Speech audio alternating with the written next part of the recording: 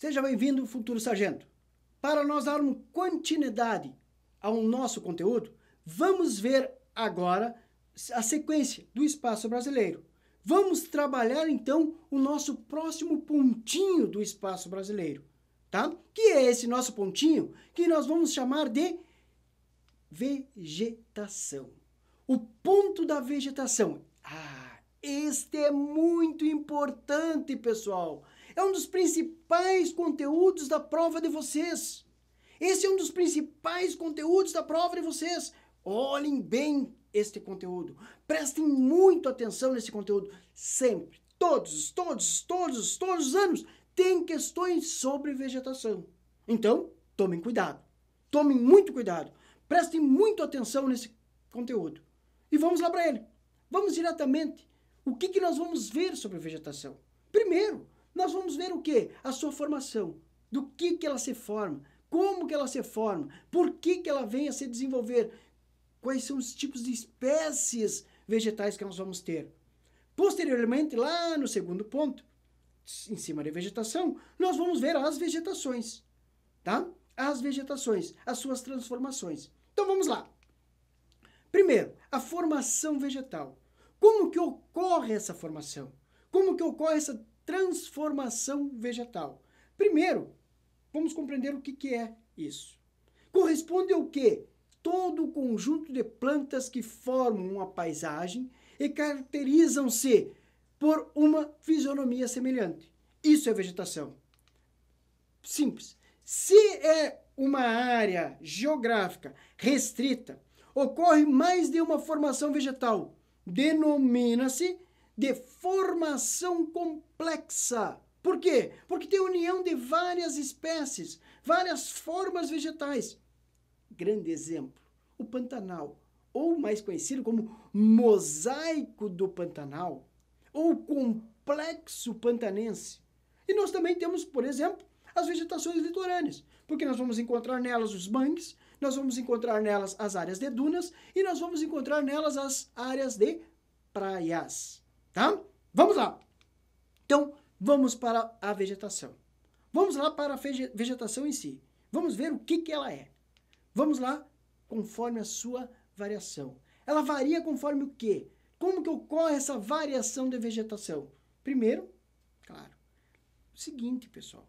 Vegetação é um dos principais pontos do que nós chamamos de domínios morfoclimáticos. Um dos principais pontos desses domínios é a vegetação. Tá? É uma das principais características. Simples, já está falando. Domínio morfoclimático. Então, o que nós temos que compreender sobre isso? Temos que compreender que a temperatura, pessoal, a temperatura está diretamente ligado à variação vegetal. E claro, ponto principal, a umidade e o clima. Esse é o ponto principal da vegetação. Quanto maior a incidência de umidade, simples, maior a incidência de precipitações. Maior a incidência de precipitações, maior o quê? Variação vegetal. Maior variação vegetal. E aí, claro, o clima. O clima está diretamente ao principal fator climático, que é a latitude, tá? Então, temperatura, umidade, clima, latitude. E aí nós temos o quê? A altitude. Para corrigir a latitude, como nós já vimos lá no clima, lá nos processos climáticos, lá nos climas. Nós vimos isso. Então, olhe. Então, a variação é conforme o quê? Todo o processo climático. Todo o processo climático que faz a grande variação das vegetações. E claro, o clima faz a variação do solo. Esse clima faz a variação do solo, as vegetações que são a parte desse solo. Por quê? Porque é a matéria orgânica que está nele. Claro, então, que o solo também vai o quê? Fazer a variação vegetal. Então, ela varia conforme a temperatura, ela varia conforme a umidade, o clima, ela varia conforme a latitude, e ela varia conforme a altitude e, claro, conforme o solo. Isso são as variações, ou seja, das espécies vegetais, elas vão variar conforme essas esses pontos principais: temperatura, umidade, latitude, altitude e solo. Mas, lembre, o ponto principal dele é a umidade.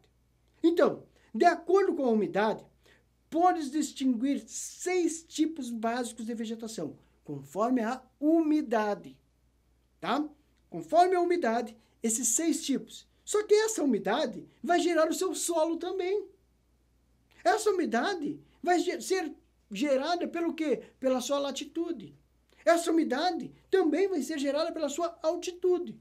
Essa umidade também vai ser gerada pela sua temperatura. Então, está tudo ligado. Mas vamos lá para esses tipos básicos de vegetação conforme a umidade. Pessoal, como eu já falei, cuide, prestem muito atenção nesse conteúdo. Ele é muito importante para a prova. Ele é muito importante. É um conteúdo que cai, e cai mesmo. Este cai. Todos os anos nós temos questões de vegetação. Então nós vamos lá. Primeiro ponto. As primeiras espécies, ou o primeiro tipo de vegetação, as hidrófilas. Nós também temos as higrófilas. Nós vamos ter também as chamadas xerófilas. Nós vamos ter também as mesófilas. Posteriormente, as tropófilas. E, por último, nosso 6º item, as halófilas. Tá. Professor. Que nomezinhos fáceis. Uma barbada. É uma barbada mesmo. Barbada? Conhece essa palavra? Barbada. É o fácil. Que é o que eu costumo dizer que a geografia é. A geografia é a barbada da prova de vocês. Então, vamos lá para nós compreendermos o que são as hidrófilas. Já está dizendo o nome dela, já está dizendo para vocês, pessoal. O nome dela já está falando, é hidro. Hidro é o quê? Água. Então, são vegetações que vivem todo o ano, ou maior parte dele, no quê? No meio aquático. São vegetações que se desenvolvem em solos aquáticos, tá? Grande exemplo, o grande exemplo, principalmente brasileiro, o grande exemplo é a Vitória Régia, é um dos símbolos do Brasil, símbolo da Amazônia, é a nossa Vitória Régia. Então, são exemplos de hidrófilas, a Vitória Régia, o Tábuas, o Lótus, tá? Os aguapés, são exemplos de vegetações hidrófilas, aquelas que se desenvolvem em ambientes aquáticos. E agora as higrófilas. As higrófilas são aquelas espécies que estão adaptadas à grande incidência de umidade. Não vivem dentro da água, mas têm grandes períodos de umidade, grandes períodos de chuva. Aí, grande exemplo, claro, a grande floresta amazônica. Posteriormente, nós temos as xerófilas. Esse nomezinho é meio estranho, né? Xerófila. Mas é aquele que tu não vai cheirar. Por quê? Porque é aquela vegetação que nós vamos chamar mais tarde de chamada vegetação atrofiada. Oh, que isso, professor? Atrofiada? Isso. Por que atrofiada? Simples. São aquelas vegetações, tá? Típicas de áreas secas, com pequena incidência de precipitações, como o caso dos desertos, tá? Como o caso do semiárido, como o caso das áreas áridas, ou seja, da caatinga brasileira, tá? E elas são atrofiadas por quê? Porque é simples, o grande exemplo dela é o cactus. O grande exemplo dela é o cactus, que ela troca o quê? Suas folhas por espinhos. Por isso chamamos ela de atrofiada. Posteriormente, nós temos as mesófilas. As mesófilas, elas são muito parecidas com as higrófilas. Muito parecidas com a higrófila. Só que aí nós temos uma diferença entre elas, que é principalmente o solo. Principalmente o solo. São espécies que necessitam de grande quantidade média de água, ou se desenvolve em ambientes com grande incidência de precipitações, tá? Mas só que a grande diferença é o quê? O seu solo. Seu solo é fértil. No Brasil, o nosso grande exemplo, nosso grande exemplo de mesófila, nós vamos ter as nossas grandes matas, inclusive uma floresta. Inclusive uma floresta é uma mesófila. Por quê? Porque o solo é fértil. Mas, como está citando para vocês, as florestas temperadas. As grandes florestas temperadas. Que é, no caso do Brasil, né, a floresta subtropical, ou a mata das araucárias, pinheiros do Paraná. Aí, exemplo, essa é uma floresta, o quê? Temperada. E as tropófilas? Essa é importante. Muito importante. Muito cobrado na prova também. As tropófilas são aquelas espécies que se adaptam a estações sazonais. Sazonal é estação. Isto. Por que estação? Simples. Se adapta àquelas diferenças de duas estações. Ou seja, uma chuvosa e uma de estiagem. Vimos isso nos climas, lá nas nossas aulas anteriores. Então, as tropófilas são exemplos do quê? Da nossa vegetação de cerrado, pessoal. Lá da nossa vegetação de cerrado, de clima tropical, são tropófilas. E a grande importância dela é o quê, pessoal? Grande importância dela é o quê? Casca grossa, galhos retorcidos e principalmente a raiz é profunda. As tropófilas são as raízes profundas. Por quê? Por a sazonalidade das chuvas. Então, aí, alguns exemplos do nosso cerrado brasileiro. E as halófilas, para nós encerrarmos. As halófilas, pessoal, as halófilas são aquelas que se desenvolvem em ambientes com salinidade. Ou seja, incidência de sal. Aonde que nós vamos ter incidência de sal? Claro, nos litorais. Então, elas são halófilas. O grande exemplo são os manguezais, pessoal. Os grandes exemplos são os manguezais. E a grande importância das halófilas. Por ela ter incidência de sal, ela tem o quê? As suas raízes suspensas. As suas raízes estão para fora do solo. Essas raízes para fora do solo é para o quê? Para elas poderem respirar. Quando? Quando ocorre a chamada maré alta. Quando ocorre a chamada maré alta, simples, as raízes vão ficar cobertas pela água do oceano. Os mangues ficam cobertos pelas águas do oceano. E aí, o que ocorre? Quando esta maré baixar, o que vai acontecer? O sal vai ficar ali incidente naquele solo. O sal do oceano vai ficar ali naquele solo. Como as raízes estão para fora do solo, simples, essa vegetação consegue respirar. Se elas estivessem para baixo do solo, simples, este sal as impediria de respiração. Então, essa é a finalidade dela. Essa é a finalidade das suas raízes estarem suspensas, a sua respiração. Mas nós também temos que compreender as vegetações conforme suas folhas. Conforme suas folhas. As folhas, então, nas vegetações, elas se desenvolvem o quê?